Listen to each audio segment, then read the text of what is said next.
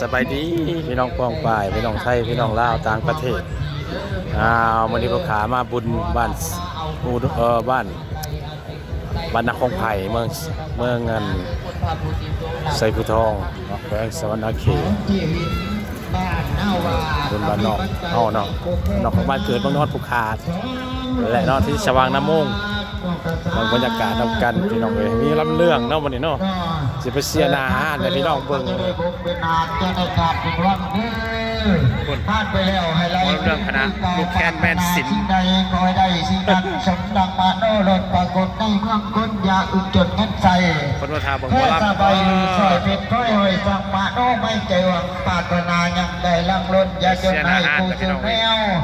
ปาถนาเอาแก้วมักสีบุญนิพพานอยากได้งานโลกีสี่โลกุตละเก่าสัพพัญญูให้ได้ง่ายด้วยแม่เด้อท่านจะไปค้าขายไปทำงานหลับจากขายขายบรรยากาศเอาเข้ามาแม่เอาแม่ยังก่อนพี่น้องมารอเบิ่งมารับเรื่องพี่น้องเอ้ยเต็มเลยพี่น้องทุกคนเป็นท่านเกี่ยวท่านสิ่งประกาศด้วยแม่ดื้อจะไปไม่ใช่บุกมาเชียร์อาหารคือกันพี่น้องเอ้ยให้เป็นเจ้าของรถนอหมายเลขทะเบียนกจ7522ก็เอารถออกให้ดื้อมาตัดทางบนว่าเนาะแล้วก็เอาทะเบียนเลยบรรยากาศในงานบุญอาดับใหญ่พ่อเนี่ยคู่มาบ้านตัดทางเนรพ่อหวยบวง9,000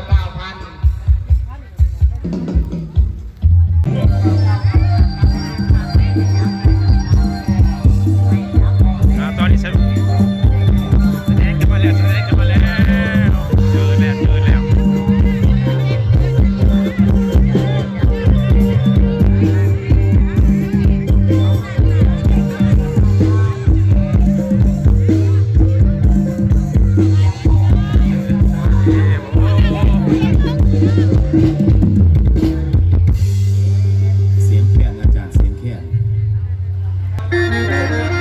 ต่อไปกสิกรอนุญาตอาราธนาท่านอาจารย์บรมครูของหลวงของร้านเป็นสิให้เป็นยังจะใส่เสื้อของอันนี้เราก็ไปอันหนาวกระลุกมันยอมใส่กันหนาวไม่ถึงจะเป็นเองเด้อ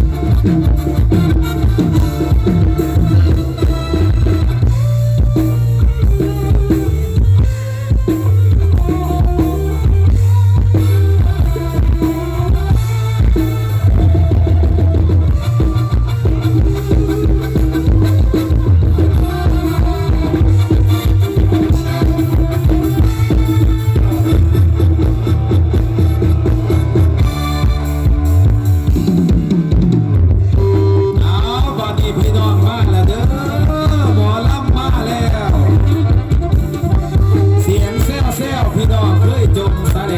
วาวลูกเพชรแม่สินขนาดนี้เป็นเคยยอมประมวลหลายกราบคารวะพี่น้องบ้านเท่าเบอร์สุขุมสุขนขอเป็นลูกพ่อบ้านขอเป็นบ้านรวมสวนบุญพ่อบุญแม่รับเมื่อว่า10 ปีนำ3 ปีนำจะเห็นองค์พระยามันบ้านมาเขาขึ้นเราจะเห็นเจ้าเธอละย่าขอฝากผลงานลูกหลานให้พี่น้องได้ติดตามในคำคืนนี้ให้กะยาเฝ้าตีดีกะยาเฝ้ายอด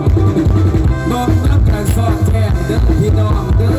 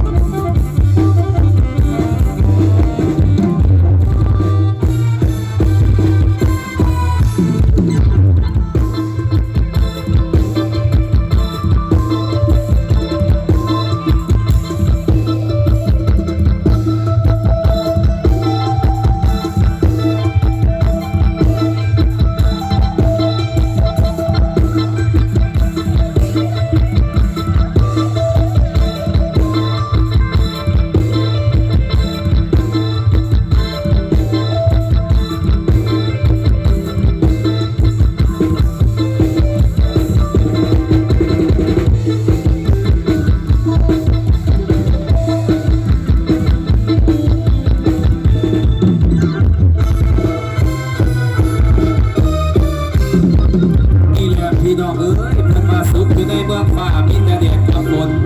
สุขอยู่ในเมืองคนกินเหล้าเมาแล้วกับฟอนเพิ่นมาสู่แล้วเรากินเมาแล้วกับม้วนกินบ่ฮู้บ่ฮ้องมาเสียแบบผู้เพิ่นขายเด้อพี่น้องเด้อ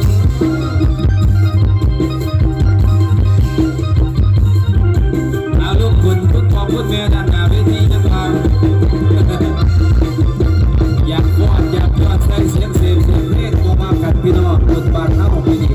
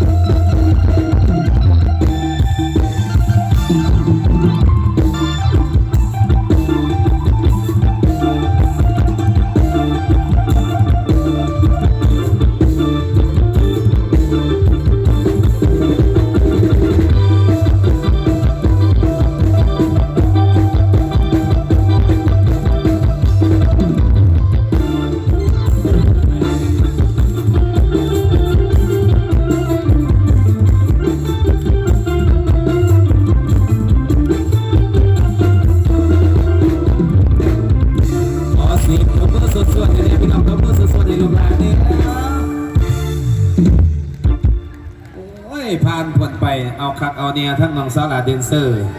บางคนก็ยิ้มน้อย